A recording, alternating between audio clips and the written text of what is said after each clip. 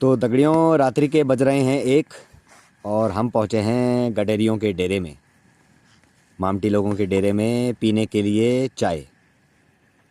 तो भाई जी क्या बना रहे हो? चाय बना रहे हैं। और आप कभी अभी कहाँ हो? इस सुंदर से नज़ारे के बीच में मामटी लोग हैं। जगमगाता हुआ देहरादून यहाँ से दिखाई दे रहा है और ये भाई साहब पहुँचे हैं फिताड़ी गांव से। तो सबसे सर्वप्रथम आप ये बताइए कि फिताड़ी गांव है कहाँ? ये आखिरी मोरी ब्लॉक के उत्तरकाशी जिले के मोरी ब्लॉक में पड़ता है। अच्छा, तो आप मोरी ब्लॉक से इतनी दूर क्यों आए हैं भाई जी? हमारे यहाँ शीतकाल में बर्फ गिरती है तो इधर आना पड़ता है। इस बार तो खैर गिरी नहीं, इस बार तो भगवान के भरोसे बैठे हैं यहाँ भी। तो मैं शहरवासियों को बताना चाहता हूँ कि शीतकाल में इनके यहाँ इतनी बर्फ़ पड़ जाती है कि घास नहीं रहती, बकरियों के लिए और भेड़ों के लिए घास नहीं बच चारा नहीं पाता है, रहती। चारा नहीं रहता है। तो वो अपनी घास भेड़ बकरियों को लेके मसूरी की तरफ, तराई की क्षेत्रों की तरफ आ जाते हैं।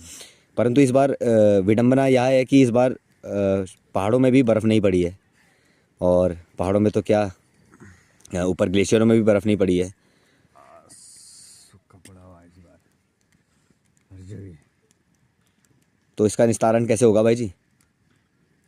कैसे, मतलब ये चीज़ें सही होंगी कि बर्फ़ दोबारा पड़े? नहीं, बर्फ तो पड़नी चाहिए। सबसे बढ़िया मेन बात तो यही है, बारिश होनी जरूरी है। और ये शायद इंसानों की वजह से ही ये सब ये कुछ हुआ है। प्रदूषण के हिसाब से, जैसे जनरेशन बढ़ रही है उस हिसाब से हो रहा है। और ढेर सारी ऐसी चीज़ें हैं जैसे ये क्लाइमेट को कूड़ा हम। कूड़ा कबाड़ा कचरा, बहुत सारी चीज़ें हैं ये इसमें। अब कोई आ रहा है उसमें फेंक रहे, कोई यहाँ खा के चले जाते, वो तो प्रदूषण में तो होता है। फिर जहाँ तक अब तो ये बहुत ज़्यादा।